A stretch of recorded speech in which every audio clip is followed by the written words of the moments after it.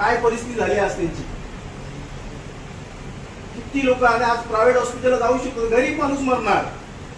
त्या कल्याण डोंबिवलीतला फक्त आणि फक्त गरीब माणूस मरणार आहे. एक तरी श्रीमंत माणूस इकडे आलाय आणि तो त्याची डेट झाली असं होऊच शकणार नाही. प्रायव्हेट हॉस्पिटलला जायचं तर 50,000 1 लाख रुपये डिपॉझिट कुठून भरणार सांगा ना. ते बघा कुठून भरणार ते लोक. लोकांनी फक्त मेणबत्त्या जाळायच्या, शोक सभा घ्यायची, थोडस रडगाणं करायचं, झालं. लोक झालं, दुसऱ्या दिवशी विसरलं. परत कोणतरी मरणार आहे इथे येऊन. तुम्ही आता स्टँड घेतला पाहिजे. आम्ही पण स्टँड घेतोय. तुम्ही सगळ्या डॉक्टर लोकांनी स्टँड घेतला पाहिजे. त्याला काय पाठवावं लागतंय.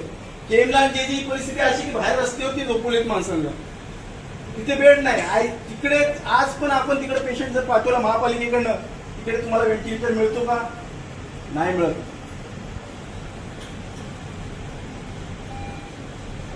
एक तर असं बोर्ड लावा इथे बाहेर, गरीब माणसाने कुठल्याही क्रिटिकल कंडिशन मध्ये यायचं नाही, ते मरून जाणार माणूस. तेव्हा तरी चला बोर्ड वाचून ते जनजागृती होईल. ते इकडे येणार नाही, कुठेतरी फुटपाथवरती जल दम तोडून टाकतील. चालेल. आता तुम्हाला माहित पडला तर इथे आयसीयू नाही. आता तुम्हाला स्टँड पण आता म्हणजे काही आज रोज माणसं आलेले. आज तुम्ही आलेले, मी नेहमी येतो. आज तुम्ही आलेले, आज तुम्ही परत नेहमी येतो. आज तुम्हाला सांगू का पोस्टमार्टमची काय परिस्थिती आहे. चला चला बाजूला ठेवा सगळं. तुम्हाला एकच उदाहरण देतो. पोस्टमार्टमला जर रात्रीची बॉडी आली ना, इथले अधिकारी काय सांगतात माहितीये का? सकाळी पोस्टमार्टम होईल. आता ह्याचं उत्तर देऊ शकता का तुम्ही? ज्याला गरज असेल आणि जे बॉडी घेऊन जात असेल नाही नाही नाही नाही. आम्ही अरे मी खूप 1 आणि 2 वाजता खूप वेळ आलं नाही मिळत.